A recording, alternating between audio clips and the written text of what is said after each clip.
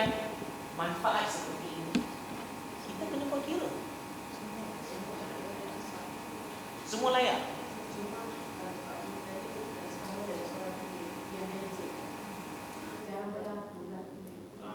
So, actuaries akan menggunakan maklumat-maklumat seperti itu, sejarah claim yang pernah claim daripada dia akan ambil semua data tu dan dia akan buat satu calculation. Actuaries ni, saya rasa yuran actuaries tu mungkin lebih mahal daripada claim yang dia kena bayar untuk medical.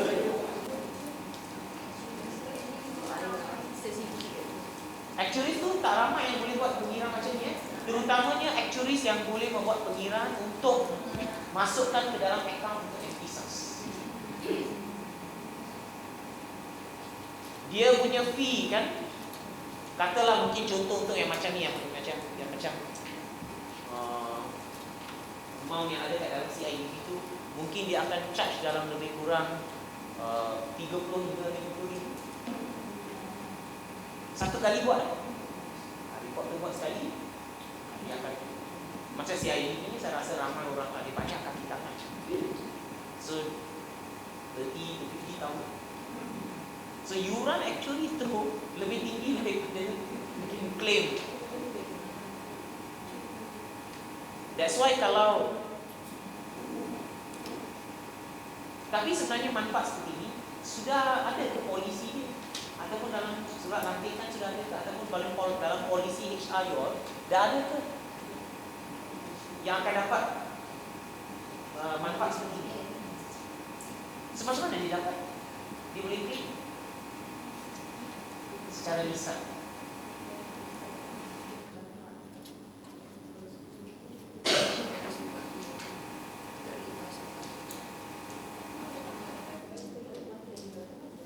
Siapa yang ada manfaat seperti ini? Puan ada?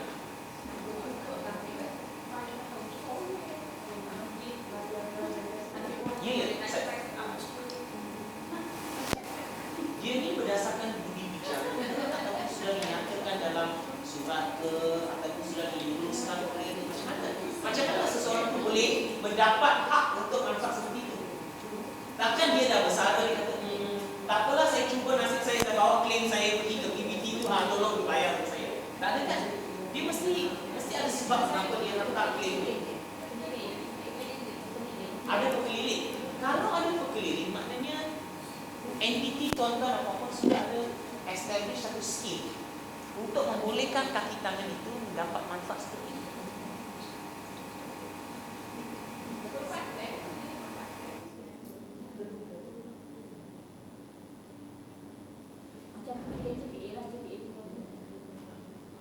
Kalau macam JPA ni dia lebih standardized. Semua pun hampir semua menggunakan pekeliling JPA untuk macam contoh GCR tu. Tapi untuk perubatan ni tak semestinya semua.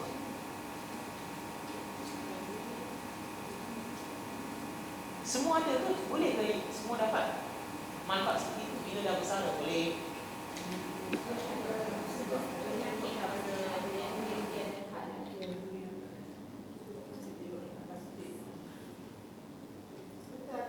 Macam contoh kalau contoh bapa saya, kalau dia sakit dia pergi je ke klinik kerajaan. Dia tak payah bayar pun. Dia tak dia tak lupa dekat kantin dia. So JPA. Kalau PBT memang dia ada kemudahan perubatan, tapi PBT kena tanggung. Ada pekeliling daripada JPA. Dan dia means you kena iktiraf lah masuk dalam penyatakan. Sebab itu adalah tanggungan PBT kan. Maknanya bila kaki tangan tu dia di klinik ke hospital dan ada bayar belanja untuk perubatan dia kan, maknanya wah lah yang kena bayar. So itu sudah menjadi satu obligasi di masa depan kan. Cuma amount dia kita tak tahu. Sebab itulah kita menggunakan actuaries untuk menganggarkan.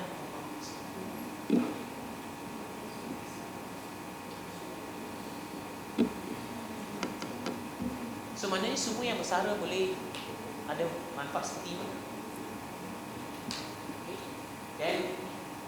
Dan kena kira lah. Auditor tak bagi tahu.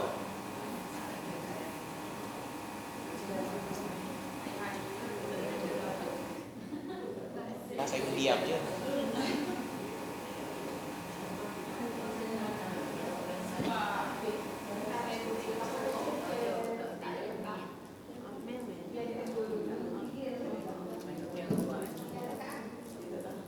Mungkin atas sebab tak berdiri lah.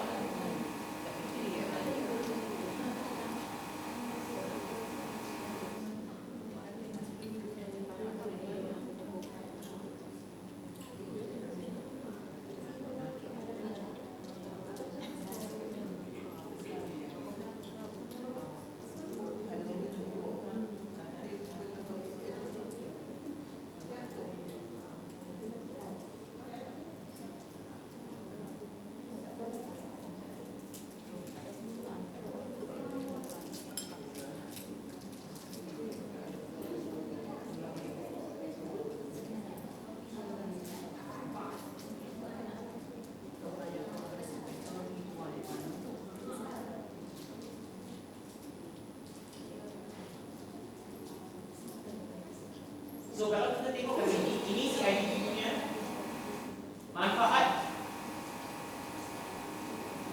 selepas persaraan lain kumpulan termasuk manfaat kesihatan selepas persaraan kepada pesara dan tanggungan yang berkelayakan dan juga pembayaran sagu hati tamat perkhidmatan kepada anggota kumpulan.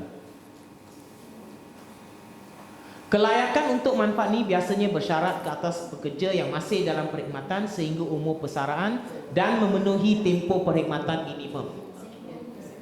Anggaran kos bagi manfaat ini diakrukan sepanjang tempoh pekerjaan menggunakan kaedah perakaunan yang sama seperti yang digunakan untuk pelan manfaat persaraan ditentukan. Keuntungan dan kerugian actuary, so ini dikira oleh actuary, yang terbit daripada pelarasan pengalaman dan perubahan dalam andaian actuary diiktiraf dalam aset bersih dalam tempoh yang di mana ia terbit. Obligasi ini dinilai secara tahunan oleh actuary bebas yang bertauliah. Okey, andaian utama yang digunakan dalam pengiraan kaedah actuary ini adalah kadar inflasi kos perubatan naik 10% setahun dan didiskaunkan pada nilai 3.19% sehingga 4.07%. So, apa yang dibuat oleh CIDP ini adalah mereka tengok mana kaki tangan mereka yang dah confirm, dalam perkhidmatan. Mereka ada skip, mereka ada syarat-syarat mereka lah, siapa yang layak untuk dapat manfaat seperti ini. Okay? Now, ada entiti di mana dia akan kira manfaat perubatan seperti ini hanya di tahun akhir perkhidmatan sahaja. Mana dia tahu dia akan bersara tahun ini, so dia akan start kira manfaat tersebut. Dia akan minta actuaries untuk masuk ke dalam, dapatkan data dan lepas tu buat pengiraan. Sebab dia nak provide dulu dalam account.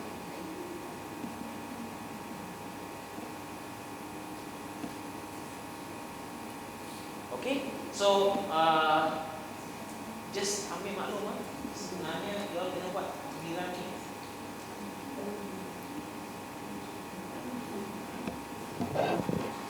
Nanti kalau auditor tanya jangan cakap saya tak bagi tahu.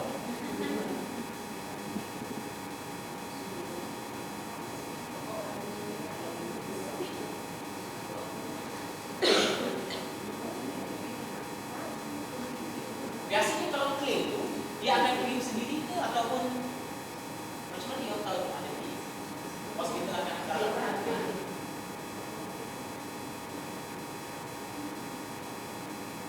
Okay, alright. So let's move on pada GCR.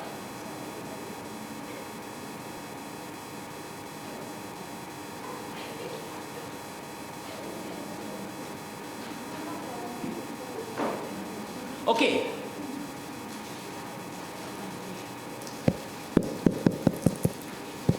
Dalam MPSAS 25, okay, GCR ni dia ada bahagian short term, jangka pendek, dan dia ada bahagian long term. Short term maknanya kaki tangan tu akan bersara dalam tempoh 12 bulan akan datang. Long term portion adalah ini adalah melibatkan GCR bagi kaki tangan yang masih ada lebih daripada 12 bulan lagi untuk bersara. Itu adalah long term punya portion. Dalam bahasa Inggeris, GCR tu tak ada istilah. Kalau kita translate GCR ke bahasa Inggeris, apa translation dia? Ganti cuti rehat.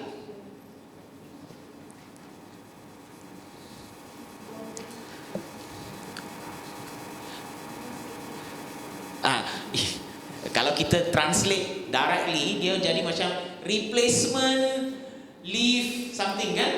Tapi itu bukan istilah dia. Istilah dia sebenarnya adalah yang ni, compensated absences.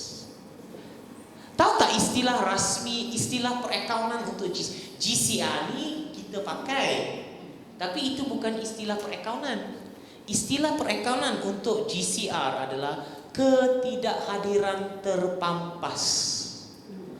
Itulah nama accounting untuk GCR.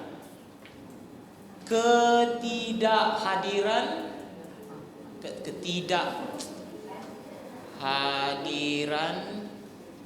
terpampas. Yalah, sepatutnya you tak payah hadir kerja, tapi you hadir juga.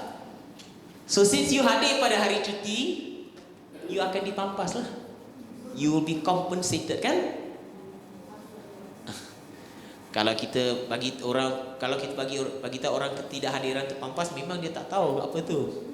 Kalau GCR, kalau kita tengok dalam standard ni, versi bahasa Melayu dia tidak menggunakan istilah GCR. Dia menggunakan istilah ketidakhadiran terpampas, which is a direct translation daripada compensated absences. Compensated tu terpampas lah. Absence tu ketidakhadiran. So untuk ketidakhadiran terpampas atau GCR ni, MPSAS 25 menyatakan bahawa kita tidak perlu menggunakan andaian actuary. Tak perlu.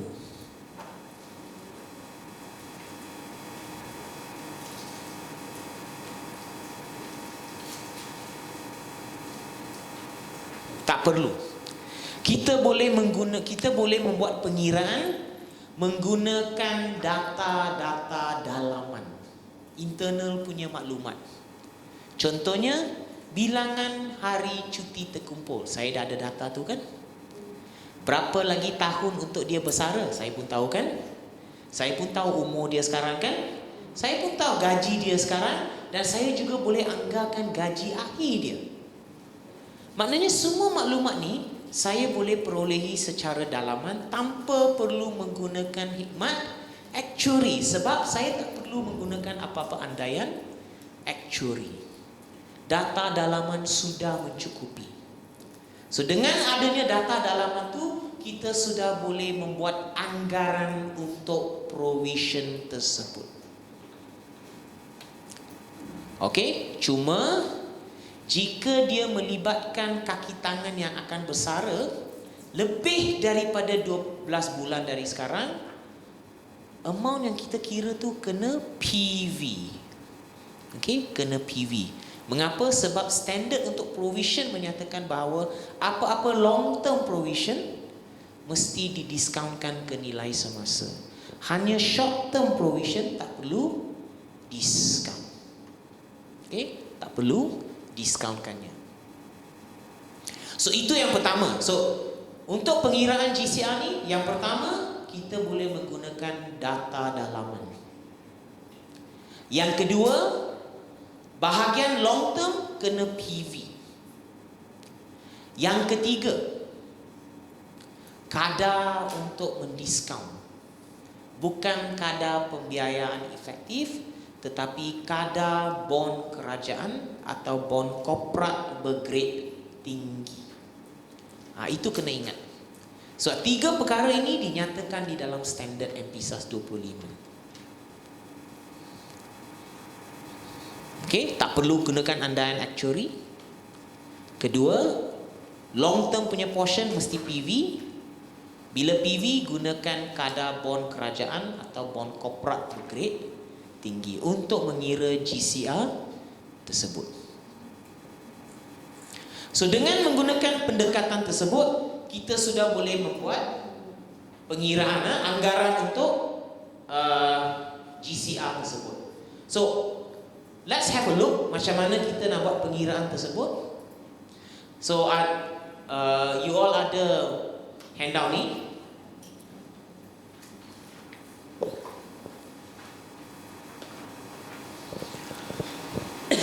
So kita nak kira GCR untuk 2019 dan 2020.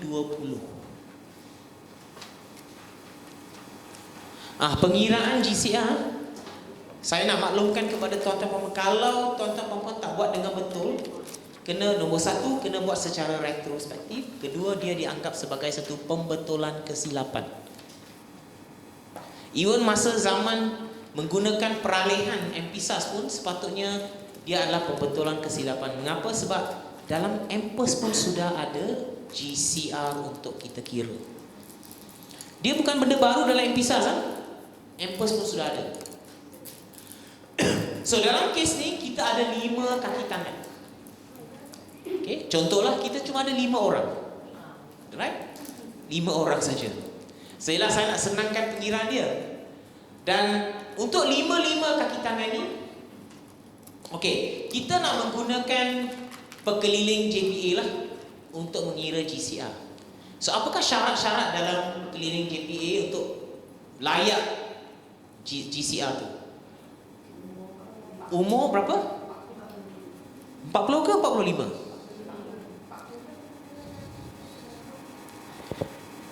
Saya pun tak tahulah, dia selalu bertukar. Yang saya tahu 40. Sekarang 45 ke? 40. Kalau tak salah saya 40 lah. Saya tak tahulah dia dah tukar ke tidak. Okey, so umur 40 tahun. Berapa tahun sudah berkhidmat? 10 tahun, okey? 10 tahun berkhidmat. Berapakah bilangan cuti maksimum yang boleh di carry forward untuk GCR? 160 kan? 160 kan? Okay, so yang tu pun mungkin akan berubah dari tahun sebelum. Sebelum ni kan 150 kan? Dan dia jadi 160. Okey? Terbaru berapa? 180. Okey. Ya, so kita always kena updatekan dia lah. That's why provision ni tiap-tiap tahun kita kena kira dan revise. Bila ada perubahan dalam polisi JPA, kita kena revise. Okey? So 180 hari, dan kerajaan juga ada mengumumkan insentif untuk cash out 80 hari kan? Alright, so yang itu pun kita kena ambil maklum dalam pengiraan GCR tu. So syarat-syarat dia kita masukkan semua kaki tangan. So dia macam ni, kita kena ada satu master list daripada HR. Semua kaki tangan. Tapi ada kaki tangan yang belum layak lagi kan? Yang belum layak tu kita keluarkan daripada list pengiraan kita. Tunggu sampai dia layak. Those yang layak masuk dalam list pengiraan kita. 40 tahun, 10 tahun berkhidmat. Alright. Kita dah boleh kira dia punya GCR terkumpul. So dengan menggunakan maklumat tu, kita boleh mengira GCR untuk kelima kaki tangan ni. Kelima-lima daripada mereka ni akan bersara dalam tempoh lebih daripada 5 tahun dari sekarang. Okey, itu umur dia sekarang. Jumlah hari terkumpul setakat 2019, jumlah hari terkumpul setakat 2020. Okey, berapa yang layak? So rasanya semua layak lah kan, sebab yang paling banyak pun 103 hari kan. So dia masih lagi dalam lingkungan maksimum 180 hari. Cuma kalau katalah kat sini ada satu staff tu, dia dah kumpul 200 hari, kita kena cut off 180 hari ya. Yang 20 hari tu benar. Okey? Alright, dan kita lihat dia punya gaji pokok sekarang, allowance tetap. Okey? Dan bilakah umur dia akan bersara? Dengan data-data ni kita boleh membuat pengiraan. So langkah-langkah dia, kita turun ke bawah, kita tengok langkah-langkah dia. Langkah pertama, pastikan syarat-syarat kelayakan untuk GCR telah dipenuhi, ataupun jika menggunakan andaian-andaian lain, pastikan andaian yang digunakan adalah andaian yang munasabah. So biasanya bila kita buat pengiraan GCR ni, kita tak perlu menggunakan apa-apa andaian, sebab data-data yang kita ada daripada HR tu sudah cukup. Tak payah buat andaian. Okay, kita boleh menggunakan data-data yang sedia ada daripada HR. Langkah kedua, anggarkan gaji akhir termasuk imbuhan tetap berdasarkan grade masing-masing. Okey. So sekarang saya nak tanyalah kepada tuan-tuan dan puan. You all dah kira GCR kan? Adakah you all menganggarkan gaji akhir atau tidak? Gaji akhir atau mungkin gaji maksimum dia lah untuk grade tersebut kan? Untuk tangga gaji tersebut. Okey. Adakah kalau gunakan gaji maksimum, tak ada masalah kan? Tak ada isu. Tapi kalau kita menggunakan gaji semasa, kita nak anggarkan gaji akhir, kita kena kira berapa tahun kan untuk dari segi kadar kenaikan gaji.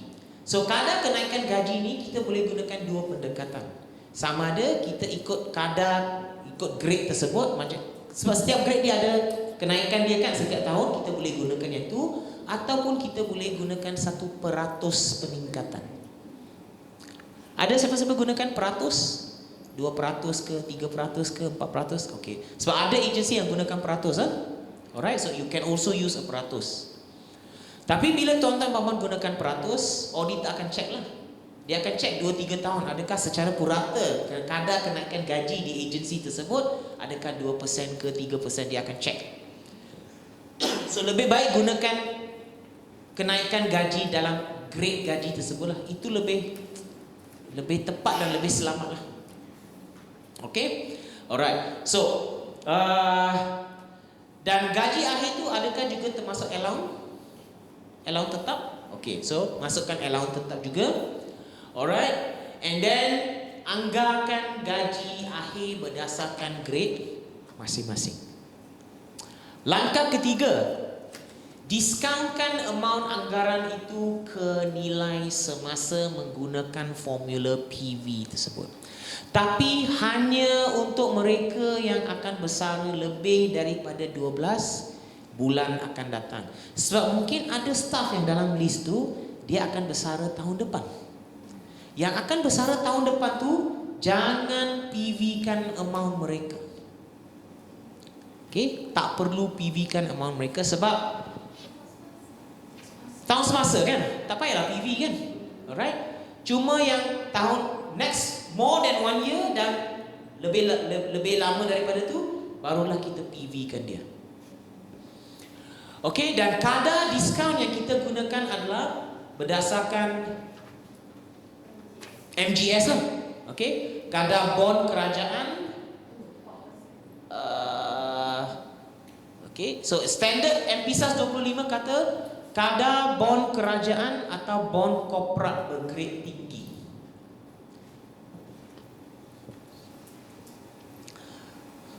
Dia hanya secara kebetulan kadar pembiayaan efektif dan kadar MGS tu sama.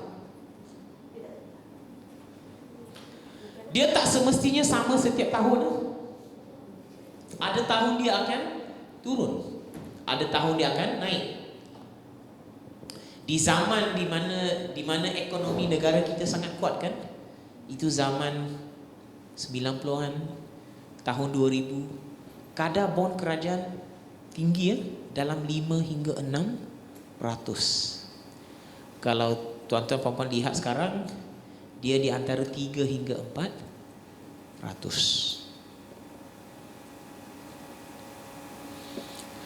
Okey, so kalau kita gunakan 3%, kita gunakan 3.5%, kita gunakan 4%, Buat masa ni masih lagi dianggap sebagai munasabah. So adakah you all discount pada 4%? Okey.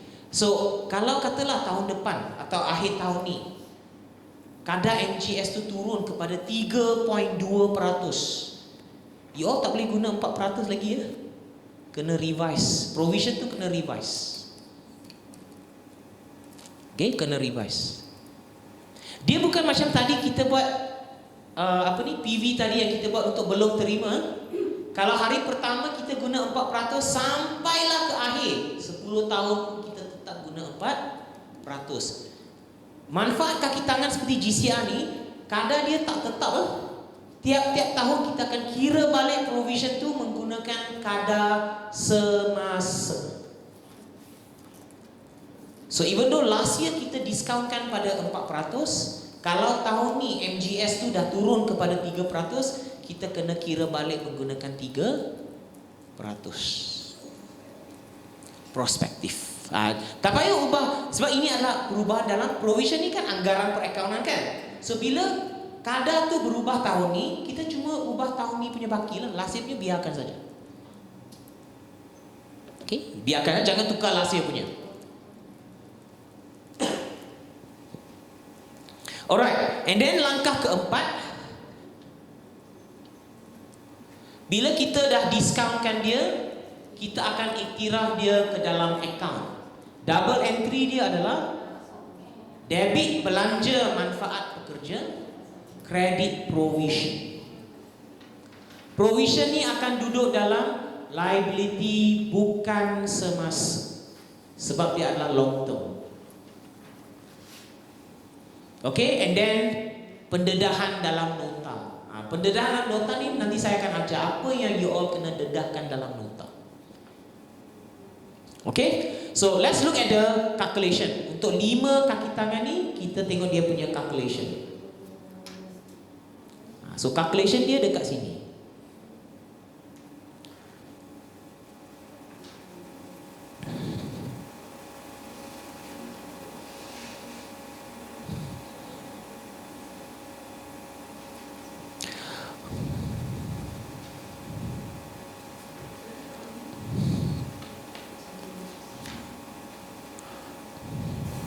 Okay, so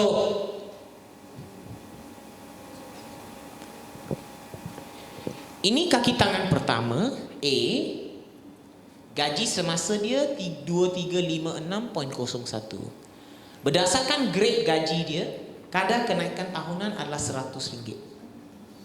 Okay, dia ada 11 tahun lagi sehingga bersara.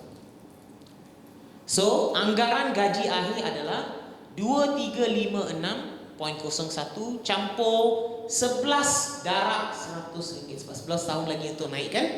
Alright, tapi tertakluk kepada maksimum. Jangan lupa, sebab mungkin di setiap tangga gaji grade tu akan ada gaji maksimum.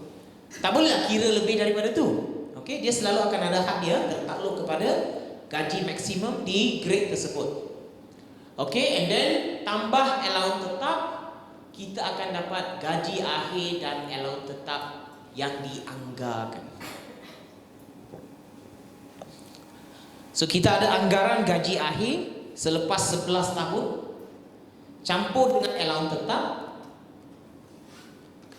anggaran gaji akhir dan allowance tetap.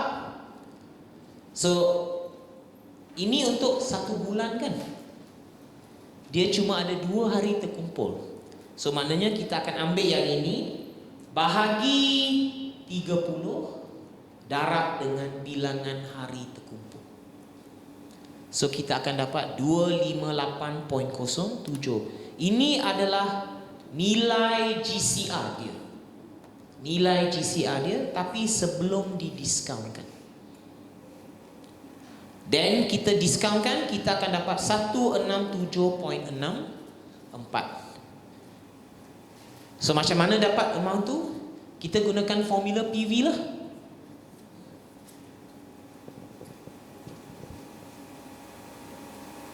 Okey, dalam kes ni, dalam contoh ni, kadar bond kerajaan bergrade tinggi adalah 4%. So bila saya nak masukkan dalam formula ni, sama dengan negatif PV, okay, buka kurungan, rate dia adalah 4%. Okay, so saya nak lock sel E11.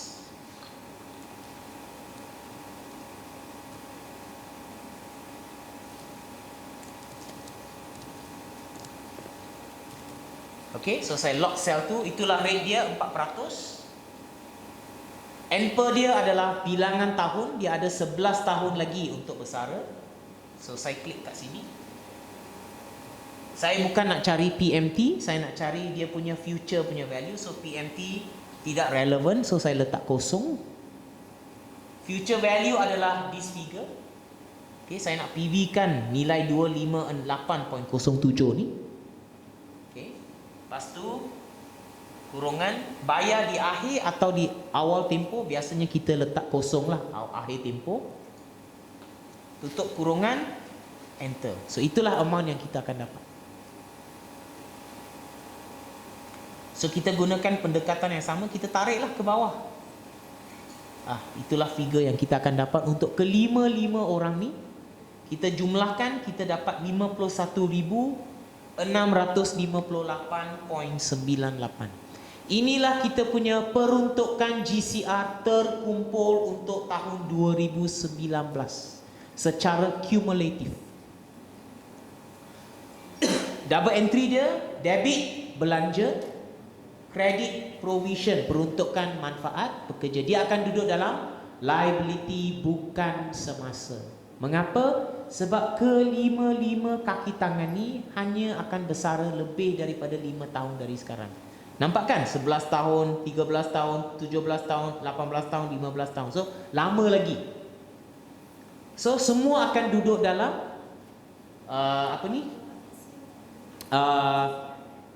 long term liability, non-current liability, ya. Semua kena PV. Kalau katalah ada kat sini staff nombor 2 ni, dia akan bersara tahun depan. Kita dah kira dia punya GCR kan? GCR dia 4533.52. Jangan PV kan dia. Okay? Jangan PV kan dia, just ikut nilai sebelum PV. That amount kena masuk dalam liability semasa. So lebih baiklah kalau list tu boleh, list tuan-tuan puan-puan tu boleh bahagikan kepada yang akan bersara 1 tahun dan akan bersara lebih daripada 1 tahun. Senang nak dapatkan total dia, lepas tu nak tunjuk dalam akaun. Ya. Kalau dekat bilangan hari cuti terkumpul tu, kalau ikut jam dia minta untuk kita letak maksimum. Okey, sebabnya Assume semua akan capai 160 hari. okey. Saya nak kata tak betul pun tak boleh, nak kata betul pun tak boleh, sebab ada kemungkinan kan. Biasanya kita akan buat macam ni. Kalau saya nak terima, itu adalah salah satu daripada andaian. Ingat, saya kembali, kalau saya balik kepada sini, kita boleh buat pengiraan tu berdasarkan maklumat yang kita ada dan ataupun andaian-andaian yang munasabah. Okey? So jika kita meletakkan nilai bilangan hari itu maksimum, katalah 180 hari, nak kata tak betul, tak juga. Tapi saya nak melihat kepada trend lepas. Adakah trend di masa lepas untuk mereka-mereka yang dah bersara tu, adakah kebanyakan, saya tak expect 100%, tapi majority, adakah majority bersara dengan GCR maksimum? Kalau jawapannya adalah ya, then okey, kita boleh letak maksimum. Adakah semua letak maksimum? PBT lain semua letak maksimum? Okey. Adakah biasanya berdasarkan mereka yang dah bersara, hampir kesemua adalah bersara dengan bilangan hari maksimum? Majority. Okey. Kalau majority adalah seperti itu, then tak ada masalah.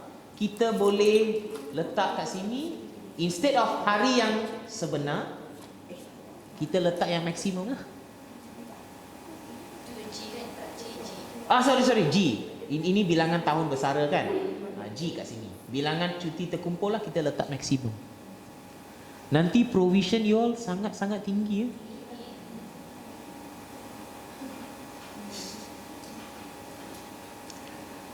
Saya nak tanya satu soalan lah. Okay? Katalah staff ni, okay, saya cuma tanya je. Staff ni nombor 2 ni, dia sudah kumpul 23 hari. Okay? Lepas tu dia berhenti. Dia berhentilah. Dia resign. Katalah dia resign. Boleh tak dia cash out 23 hari tu?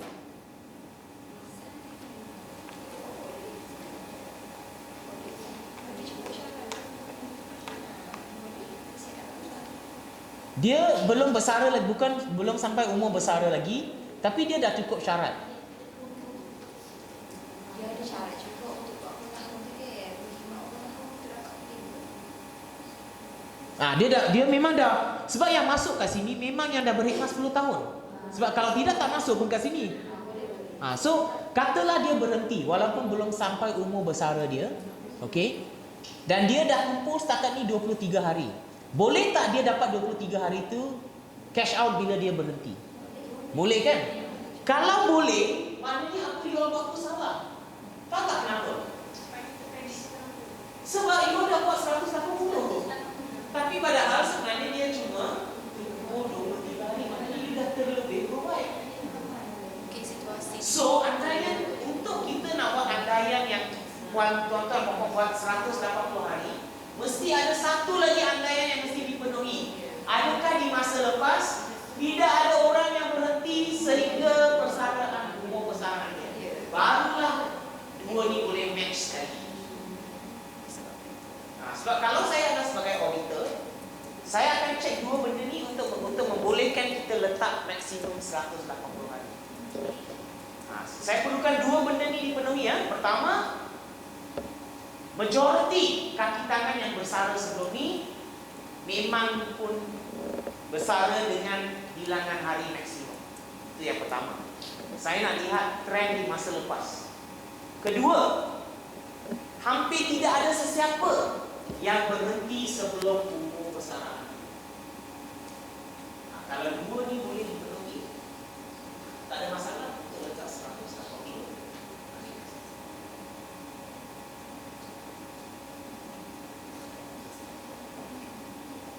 So biasanya kalau apa yang saya showkan adalah untuk tidak letak 180 hari, ikut yang dia dah kumpul. Tapi ada yang apa ni, bukan kata argue lah, dia kata pendapat dia adalah kenapa kita tak dari awal-awal kita provide maksimum, kalau kita tahu dia akan stay sampai maksimum. So jawapan saya, kalau you boleh tunjukkan itulah corak dia, okay, no problem. Tapi among GCR tu provision dia sangat tinggi.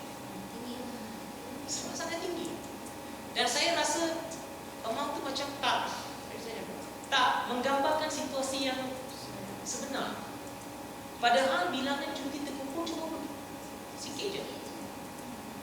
Tapi dah account provision tu macam dah over kan? Bagi saya rasa dia lah ada satu overstatement lah. Tapi ini adalah anggaran. Saya tak boleh kata salah. As long as dia reasonable, dia tak semestinya tepat, asalkan dia adalah reasonable.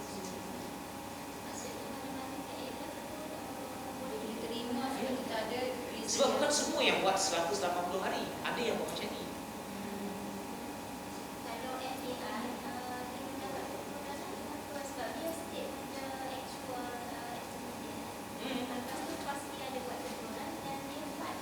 Dia fight.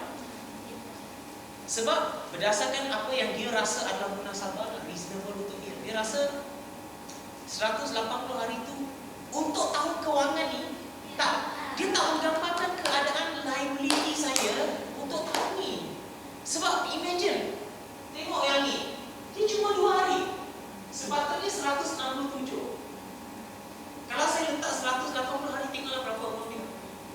Tengok kita letak 180 hari, tengok apa terjadi. 15,000. Bukan seorang, itu baru seorang. Okey, kalau saya letak 180 tetap ni. Saya tak nak ikutlah, saya just tukar kepada 180. Ini baru seorang. Daripada berapa? Daripada RM167 jadi RM15,000. Itu baru seorang. Kalau saya tarik untuk semua, RM130,000. Daripada RM50,000 jadi RM130,000. Ini baru 5 orang. Tak rasa, bagi saya rasa macam keterlaluan. Macam over.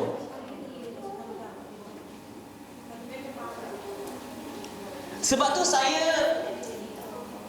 bagi saya berpandangan untuk provide siap-siap maksimum tu dari awal lagi, as soon as dia dah layak tu adalah over.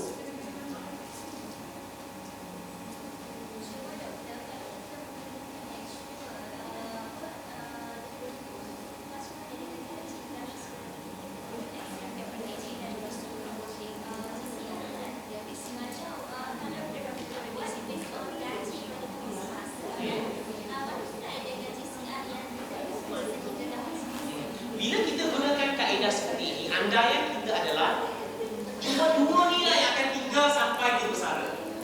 Yang lain semua dia akan guna. Sebab itulah, sebab bila dia terkumpul, bila dia kumpul, maknanya dia dah siap-siap apply, dia dah masuk dalam akaun GCR dia kan. Kita tak tahu yang masa depan tu dia akan masuk dalam, dia akan GCR kan dia atau tidak, kita tak tahu. Tapi yang ni kita dah tahu, dia siap-siap dah GCR kan dia. So mungkin di masa depan dia akan guna cuti dia, cuma tinggal ni je. Sampailah dia akan bersara berapa? 11 tahun lagi kan? So maknanya 11 tahun lagi gaji akhir tu dengan siap duduk dalam akaun yang dah lulus untuk GCR tu cuma 2 hari saja. Tahun depan bila dia masukkan ke dalam GCR lebih banyak hari, kita revise lah. So apa yang puan tanya tadi, ada juga yang tanya kepada saya. So pertanyaan mereka tanya kepada saya. Ini ada satu lagi senario yang berbeza, senario ketiga. Senario ketiga adalah mereka kata, apa saya nak gunakan gaji maksimum? Baik, saya guna gaji semasa. Kalau bilangan GCR pun semasa, gunalah gaji semasa. So mungkin tahun depan dia, kalau dia berhenti, kita bayar dia lah. Kalau dia tak berhenti, saya naikkan gaji tahun depan dan saya naikkan gaji GCR tahun depan. Itu pun reasonable juga. Sebab kita sediakan penyata mesti kita tahu. Betul. So ada yang buat macam tu. Kalau tak salah saya, kalau tak silap saya, PBT dekat Johor ke apa yang gunakan, dia tak gunakan gaji maksimum, gaji akhir, dia gunakan gaji semasa. Dan bilangan hari pun yang terkumpul semasa. Sebab kita provide untuk penyata keluarga. Tahun ni dia, kita anggapkan kalau dia bersara tahun depan, inilah liability kita. Dan kalau kita gunakan gaji semasa, kita tak tengok bilangan tahun untuk bersara, maknanya tak payah TV pun kan. So ada PPT saya, kalau tak silap saya di Johor, dia buat macam tu. Dia tak PV pun.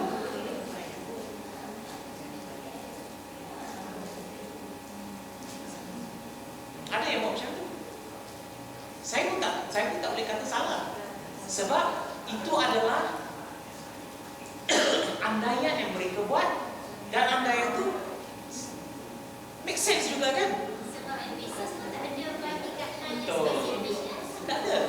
MPSAS itu sendiri menyatakan kita boleh menggunakan data kita dalaman sendiri dengan menggunakan andaian yang muhasabah.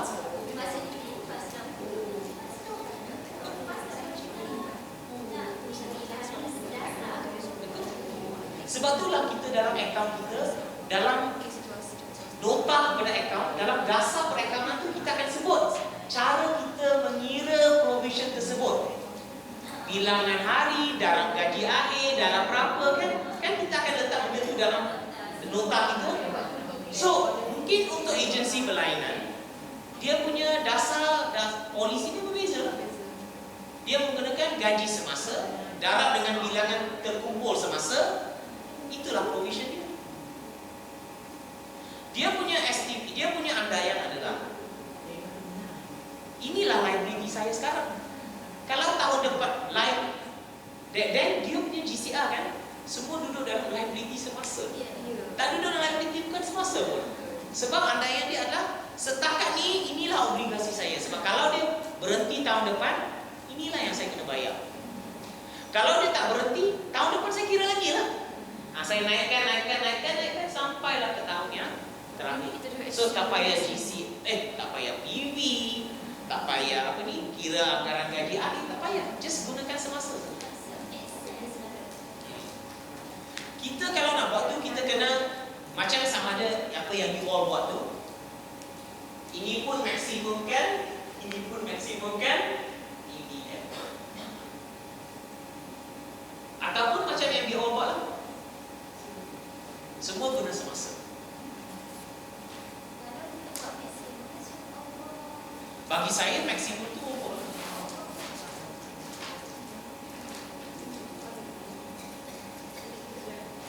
Tapi you all semua gunakan maksimum kan?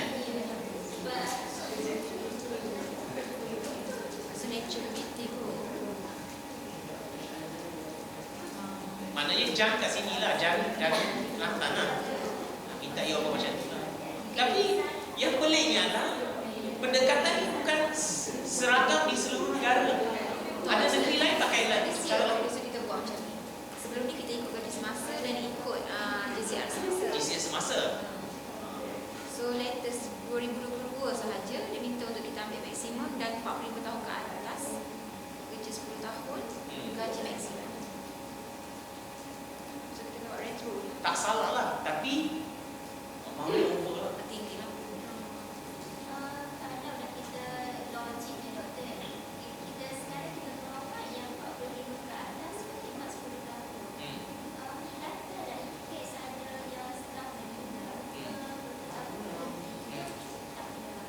So maknanya kita keluarkan daripada provision. Maksudnya kita provide untuk 45 ke atas. 10 tahun tu payment. Guna yang itu sebenarnya. Tapi ruang tu ada sebenarnya banyak yang kita boleh justify atas GCR. Dia tidak ada cuma satu cara saja untuk kira. Dia ada pelbagai cara. Melainkan emphasis adalah stated. MPSAS, MPERS, MFRS sama saja, dia tak sebut. Dia tak berikan detail mesti kira macam ni. Dia cuma kata kita buat anggaran itu berdasarkan andaian kita terhadap obligasi yang kita jangka kita akan ada, tanggungnya betul. So cara kita menjangka obligasi kita, cara kita menjangka tanggungan tu, ada macam-macam kaedah untuk kita tafsirkan benda tu kan. So there's no one way to do it.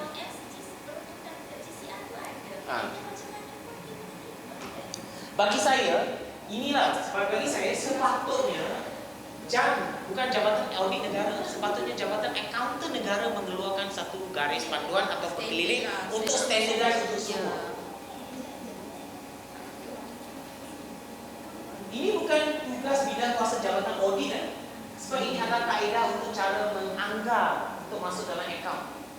Ini bukan isu audit, ini isu anggaran perakaunan. Dan sepatutnya kalau kita ada kalau dia dah berdasarkan pengkeliling JPA, which is standardized kan, so patutnya jabatan accountant lah yang keluarkan satu cara. Okey, semua orang gunakan pendekatan ini, okey, gunakan maksimum. So seragam. So kalau sekarang, kalau katalah saya nak bandingkan PPT di antara negeri Kelantan ke dengan Johor ke dengan katalah Perak ke, akan ada perbezaan ya. Tak seragam. So bila saya nak mengajar, saya kena bagi pelbagai perspektif lah. Macam ni pun boleh, macam ni pun boleh. Cara kita nak justify.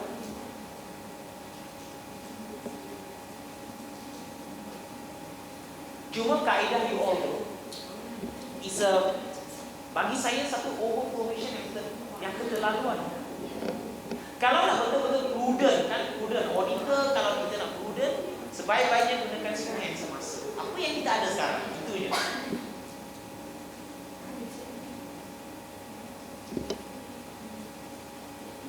So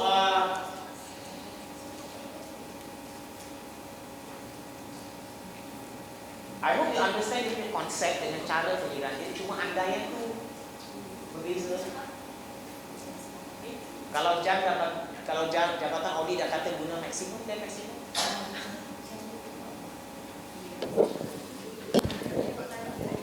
Ha? Tengok dah pendek ambil data gaji yang paling compare mana tinggi mana rendah, ambil yang paling ikut gaji dia lah. Tak boleh beli data gaji. Betul lah, sebab setiap tangga gaji tu dia akan ada gaji maksimum. Walaupun kita garap dengan bilangan tahun tu, dia tak boleh melebihi maksimum dalam grade tu. So that's why yang kolom D tu, kolom E tu kan ada D sama dengan berapa tu, yang itu kolom tu tak boleh lebih daripada gaji maksimum grade tersebut.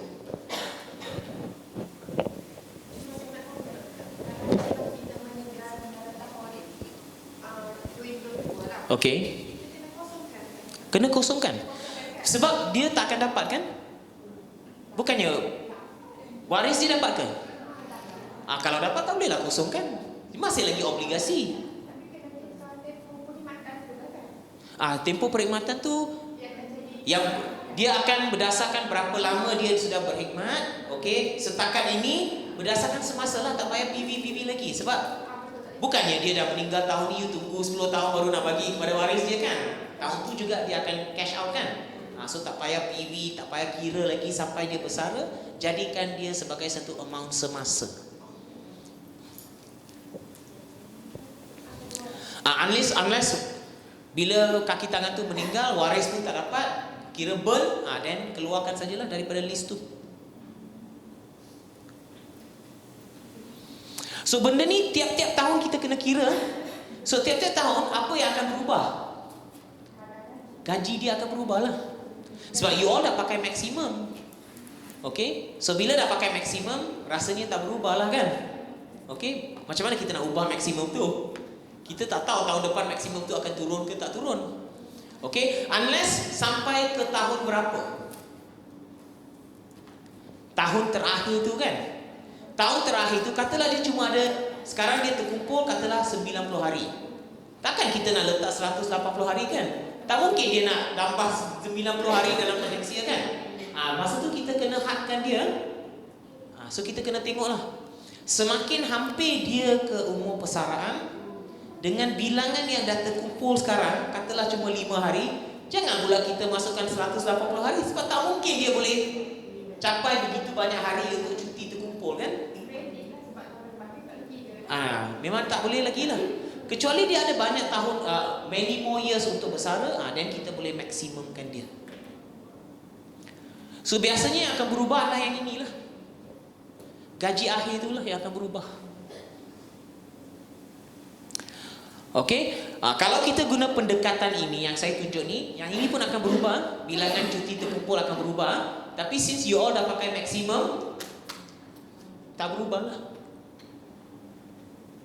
Okey, and then bila kita kira tahun depan, beza tu kita sama ada provision tu akan naik atau turun.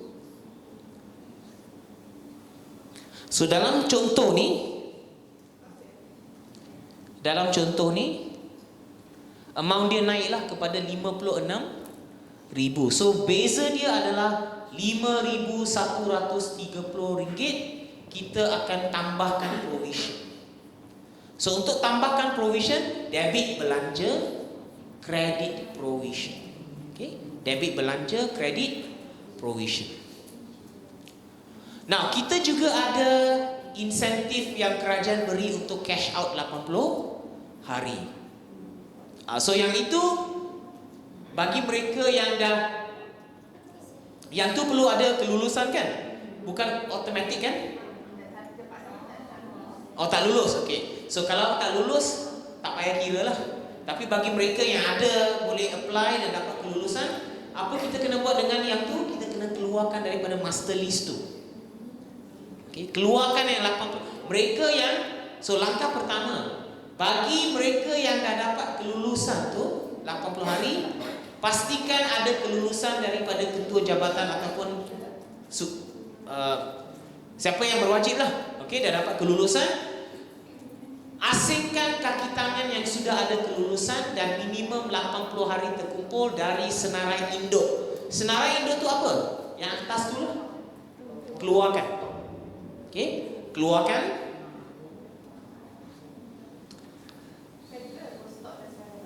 Apa dia? Dah stop dah sekarang.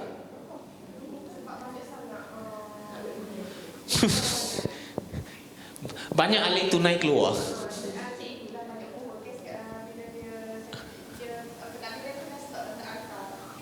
Okey lah. Tapi kalau ada, then still kena accountkan dia lah. Kalau masih jalan kan, alright. Kalau dah berhenti, dia akan sampai ke satu tahap di mana dia akan berhenti, tak akan diluluskan lagi. Okey.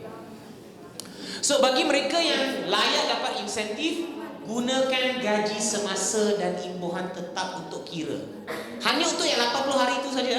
So katalah kaki tangan tu maksimum 180 hari kan. Kita keluarkan 80 hari, yang 100 hari masih kena PV. Yang 80 hari itu jangan PV kan dia, sebab kita gunakan gaji semasa. Dan that amount tu jangan discountkan ke nilai PV, dan amount tu akan masuk sebagai liability semasa. Sebab itu adalah obligasi tahun semasa.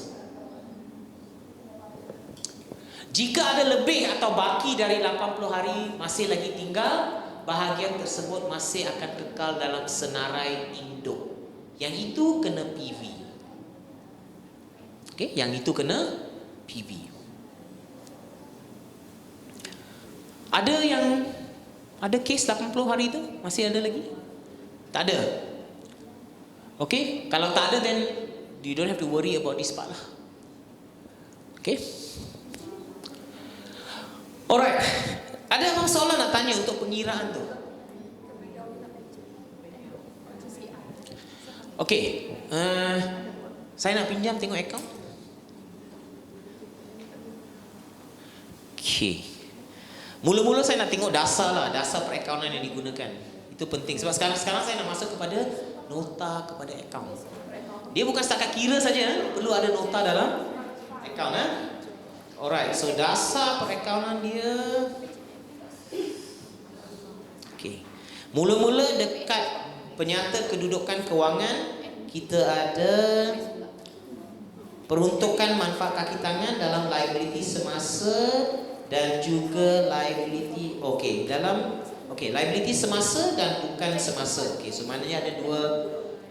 Semua orang ada tak dalam semasa dan bukan semasa?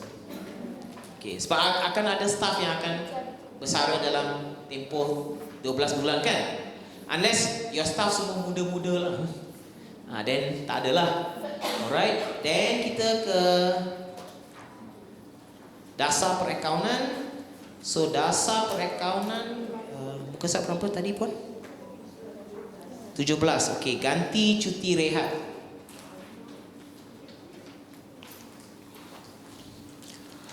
Okey, bagi kaki tangan tetap majlis sama ada memilih skim berpencen mahupun KWSP akan mendapat GCR apabila tiba umur persaraan mereka. Okey, ganjaran ni adalah berdasarkan pekeliling JPA. Alright, okey, correct. GCR akan diambil kira apabila perkhidmatan telah diberikan oleh semua kaki tangan di mana ia telah meningkatkan hak mereka ke atas ganjaran ketidakhadiran di masa hadapan sehingga maksimum 160 hari. Obligasi majlis berhubung dengan GCR ini adalah untuk menganggap amount manfaat masa hadapan yang akan diperoleh oleh kaki tangan sebagai balasan kepada perkhidmatan mereka dalam tempoh semasa dan tempoh terdahulu. Manfaat tersebut akan didiskaunkan untuk menentukan nilai kininya. Okey. Sebarang kos perkhidmatan lampau yang tidak diiktiraf dan nilai kini pelan aset jika ada perlu ditolak. Alright. Kadar diskaun yang adalah kadar hasil bon kerajaan pada tarikh pelaporan. Okey, that's correct Alright. Pengiraan dilakukan setiap tahun menggunakan kaedah unjuran unit kredit. Okey. You all tak menggunakan kaedah unjuran unit kredit ni Kenapa you masukkan ni? Kopi di mana?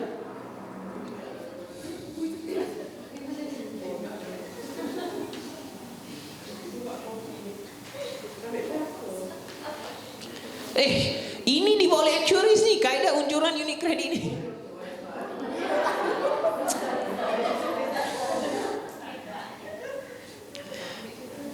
Tolong buang ya.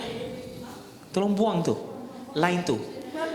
Pengiraan dilakukan setiap tahun menggunakan kaedah unjuran unit kredit.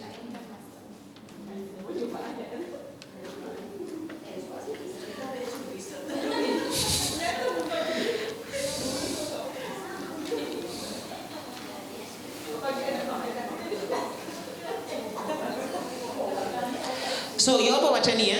You tukar. Pengiraan memang dibuat setiap tahun, tapi bukan menggunakan kaedah unit unjuran kredit pun. Itu kaedah unjuran unit kredit ni yang ni tu ni. Ni, actually ni dia buat perubatan ni. Dengan ni, pencen ni.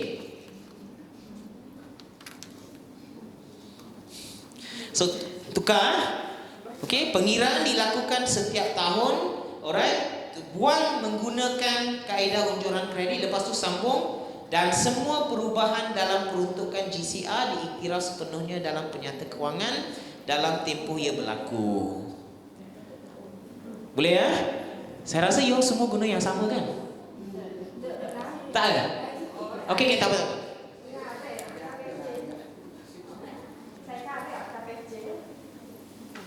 You punya macam mana? Tak sama? Okey. Mana dia? Mana GCR dia? Oh, tak ada. Aduh, inilah. Ada ke? Tak ada kan puan?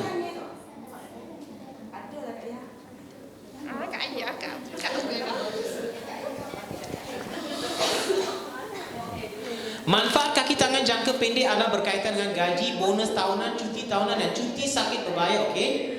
Manfaat penamatan. Okey, dekat jenis peruntukan manfaat kaki tangan diiktiraf secara akrual adalah bayaran ganti cuti rehat untuk pekerja yang telah mencapai umur pesaran wajib dengan andaian seorang pekerja mengumpulkan cuti tahunan sebanyak 12 hari setahun sehingga mencapai maksimal 150 hari. Semasa kaki tangan tersebut bersara, mana dapat ni? Betul ke jeli buat macam ni? Tak, yang betul ke mengumpulkan cuti tahunan sebanyak 12 hari setahun sehingga mencapai tahap maksimum 150 hari? So 12 hari setahun sehingga mencapai tahap maksimum 150 hari. Okey. Okey.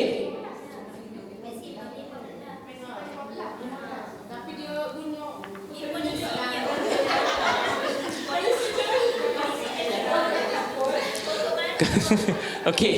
Kadar gaji semasa telah digunakan untuk mengira amount tersebut. Guna kadar semasa ke pun? Ke dah agak-agak gaji akhir? Harap yang apa yang ada kat sini dengan semasa. You all tak anggap gaji akhir ya. You gunakan gaji akhir. Auditor tak cakap apa-apa?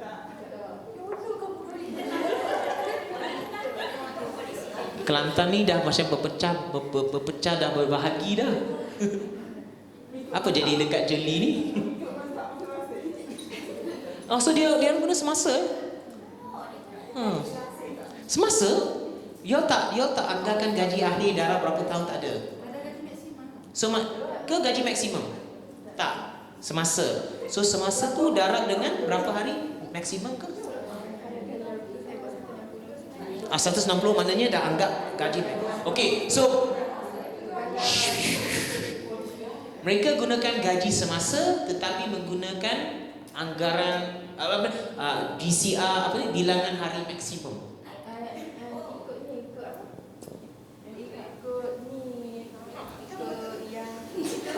Ini apa ni? Apa ni? Saya tak faham ni. Cuti terkumpul. Cuti terkumpul yang sebenar ke bukan maksimum. So maknanya katalah anggaran guna gaji semasa dan tahun ni dia cuma terkumpul 50 hari. Sebenarnya darab 50 hari saja. Macam kita discuss tadi lah. That means dia punya liability tak banyak lah.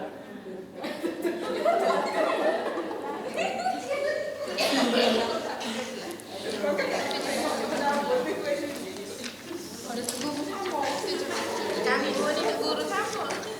Jangan takut saya tak bagi tahu siapa-siapa. Kalau lulus lah. 17. Nota 17 kan? Bukan ni.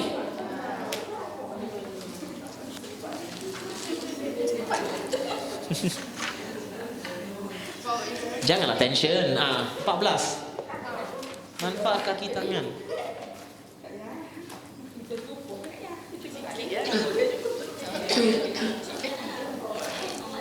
Tak banyak pun. 80,000 je. Ya mesti beratus ribu kan? Beratus kan? Berapa kaki tangan dekat jeli? 96. 52. Paling miskin. Kami tak buat semua sekarang, kami buat yang 40 tahun dan 10 tahun. Mereka pun buat macam tu. Mereka pun ikut macam tu. Sebab itulah syarat kelayakan dalam pekeliling JPA. So kita kena ikut.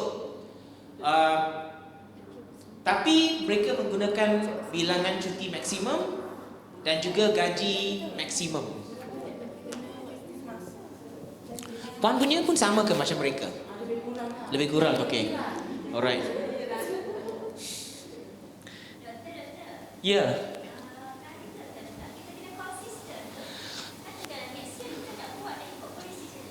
Kalau you all tukar, you all kena buat retrospektif pelarasan retrospektif sebab you all tukar polisi sendiri.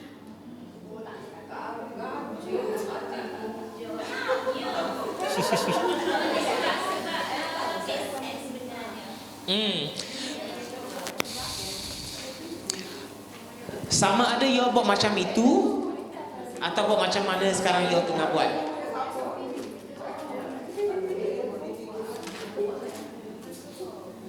Okey, saya tengok kat sini.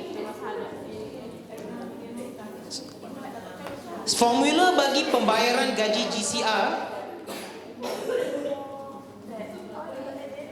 kaki tangan tetap adalah seperti berikut. 1/30 darab gaji akhir diterima. Gaji akhir diterima tu adalah gaji maksimum. Saya rasa you kena tukar tu lah. Sebab gaji akhir diterima maknanya seolah-olah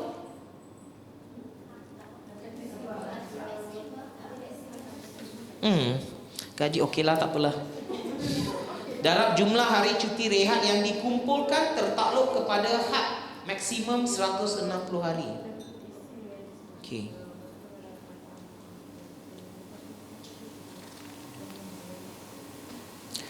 So gaji akhir diterima tu sepatutnya gunakan istilah anggaran sebab dia bukan gaji yang betul kan? Anggaran gaji akhir diterima.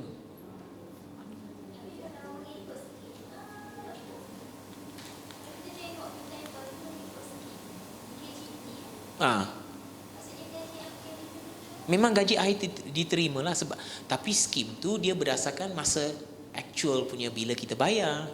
Yang kita tengah buat dalam akaun tu kita tengah buat sekarang kan.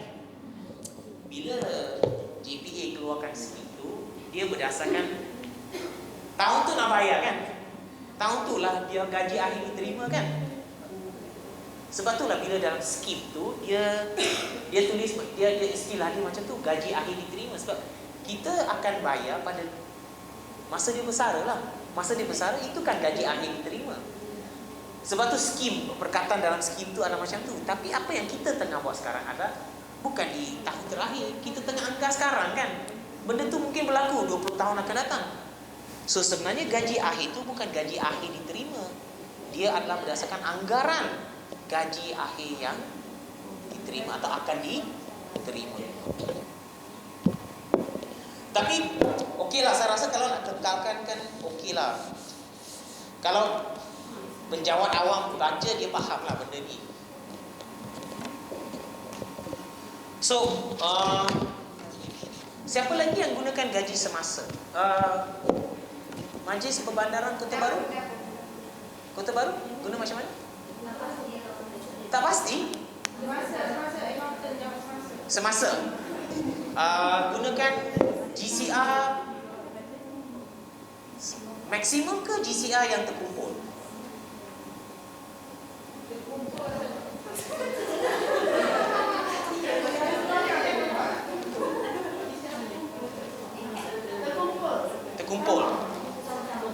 Maknanya jeli gabung dengan sama.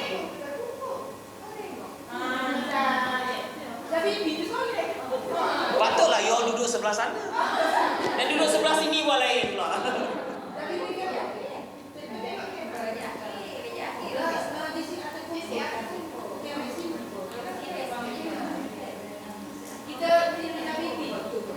Mereka tak gunakan 160 hari, mereka gunakan yang terkumpul.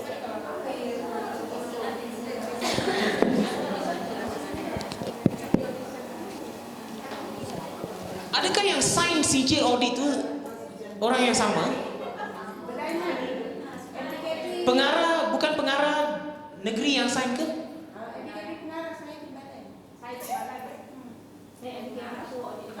Tapi tak sama pula.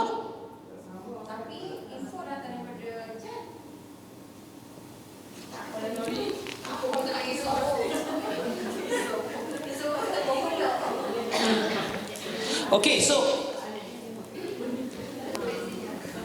anyway, ini sebenarnya dasar yang kalau you all buat maksimum, dan ini dasar yang betul lah. Kalau you all buat semasa, okay, seperti mana yang saya tengok dekat jeli tadi, itulah cara mereka buat. Okay, tapi mungkin ayat tu kena ubah sikit lah, sesuaikan kepada yang ni lah. Okay.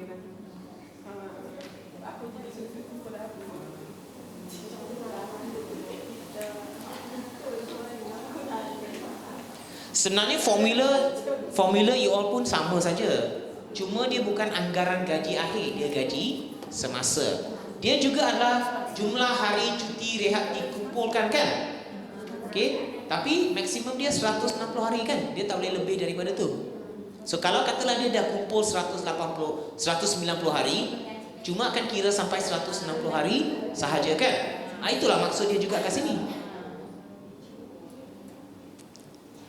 Nanti cuba ambil dekat daripada ni, tapi buat perubahan sikit lah.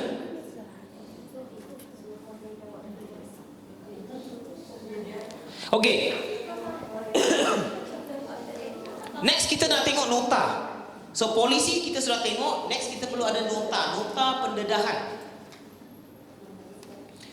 Nota nombor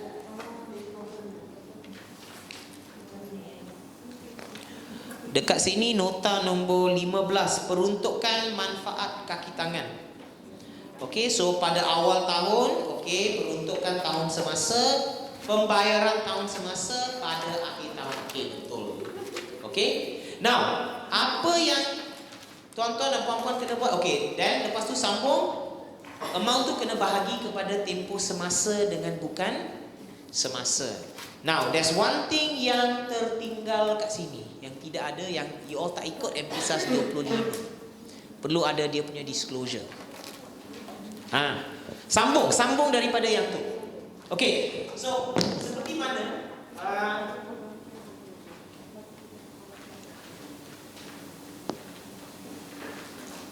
Okay lah, saya type ke sana lah. Lebih senang nak tengok So dia punya disclosure macam ni wait. Let me open this one, nota kelas.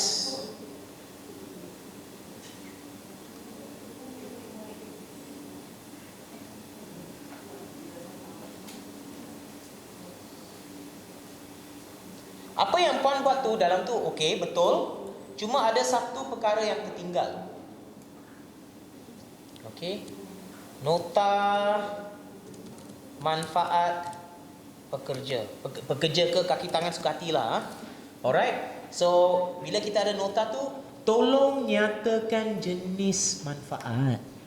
Sebab kita ada manfaat perubatan, kita ada manfaat sagu hati, kita ada GCR. So letaklah macam ni Okey, ganti cuti rehat. Okey.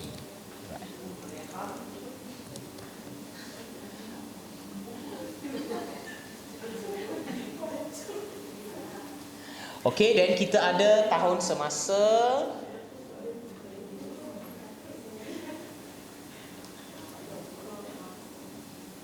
Okey, 2022, 2021. Kita ada baki awal. Okey, then kita ada peruntukan tambahan,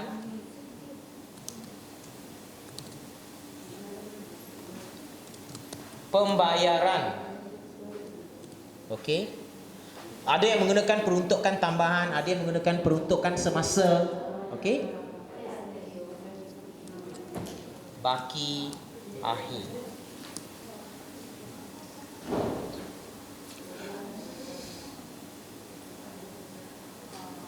Okey, mungkin perlu ada okeylah, 4 ni dah cukup lah.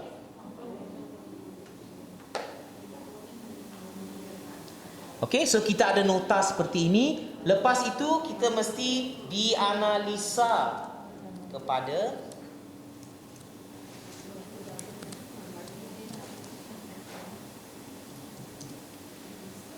liability semasa dan liability bukan semasa.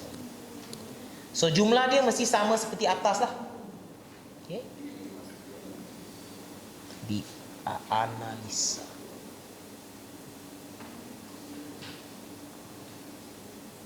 So amount X ni, okay, katalah amount dia XXX, kat sini XXX, jumlah dia mesti sama. Figure ni dengan figure ni mesti sama. Okey. Nah, yang tertinggal. Semua ada tak ni dalam nota ni? Ada tak nota macam ni yang tunjukkan movement dia? Mesti tunjuk movement, Alright. The next one is kita nak mendisclosekan andaian-andaian utama yang digunakan. Kalau kita lihat contoh dekat sini, saya nak tunjuk yang macam mana CIDB ni buat dah.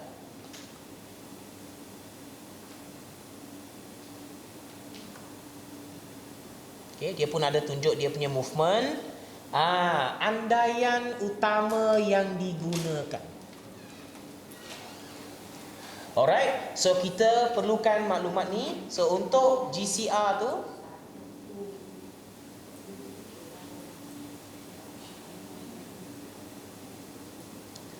inilah andaian yang digunakan. So kita letak macam ni, andaian utama yang digunakan pada tarikh pelaporan adalah, so bila kita buat pengiraan GCR ni, ada dua andaian utama yang kita gunakan. Yang pertama adalah kadar diskaun untuk PV kan dia, dan yang kedua adalah anggaran gaji akhir. So kita ada 2022, 2021. So kadar diskaun, so kita guna 4%. So kita letaklah kat sini 4%. Last year 4%.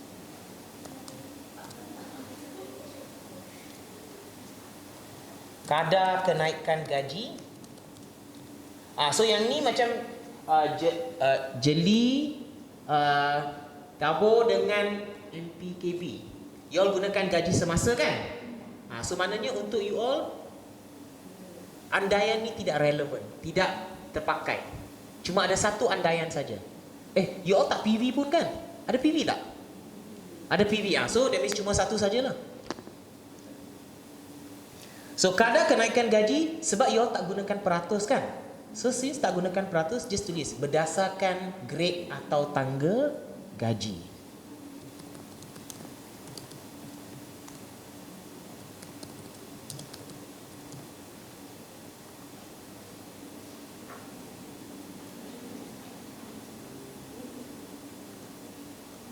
Okey, macam ni.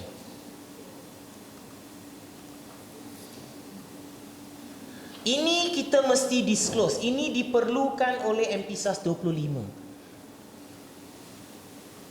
Ramai tak disclose.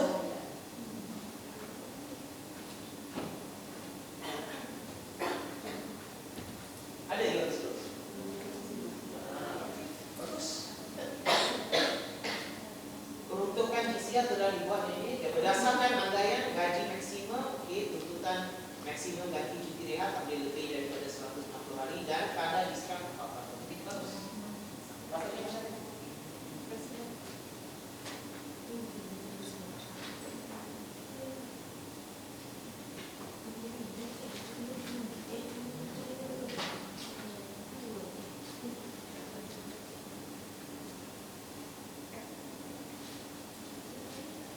Okey, so bila kita ada manfaat kaki tangan yang melibatkan manfaat kaki tangan yang kita buat provision, kita kena tunjuk movement. Lepas tu disclose dia punya andai utama yang begitu.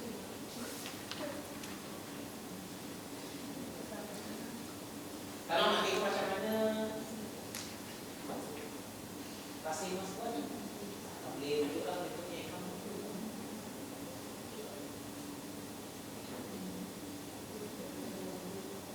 Itu yang saya tengok pelik. Kat sini tak ada, kat sana ada. Tapi orang itu ni sama. Itu yang saya tak faham. Komen lain-lain.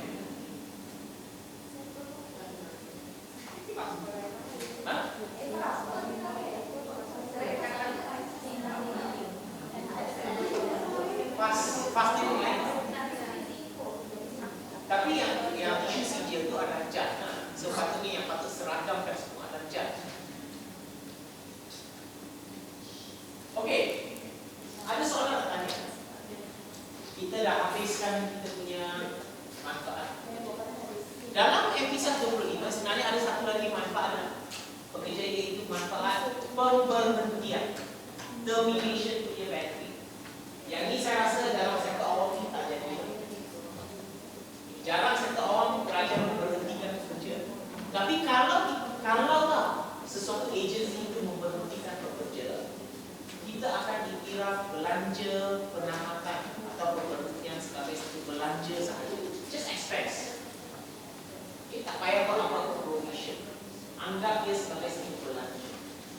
Biasanya bila kita berhentikan orang, kita kan kena bayar dia pampasan kan? Pampasan tu adalah satu belanja. Tak payah nak buat. Okey, ada soalan nak tanya untuk manfaat pekerja, especially Pak GCR.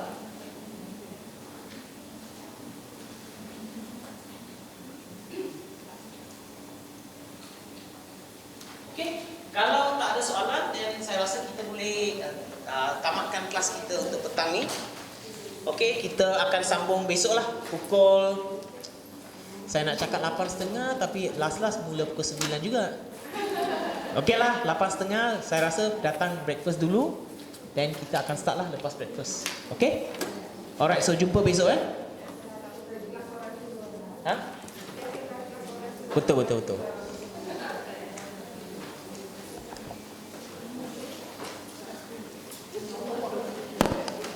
So semua ni saya dah save dalam worksheet ni ya. So bila kita habis kelas besok, saya akan emailkan pada Puan Azila lah. Nanti dia akan email pada you all.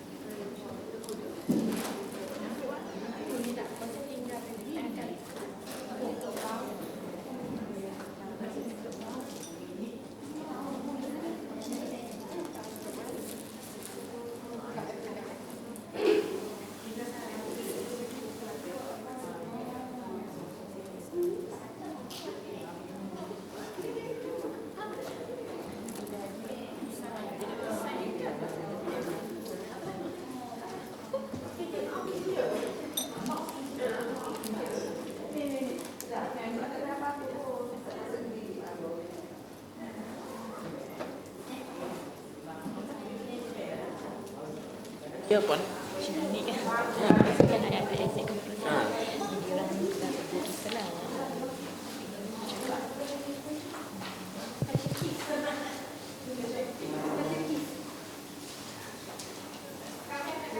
Pengirian secara prorata mengikuti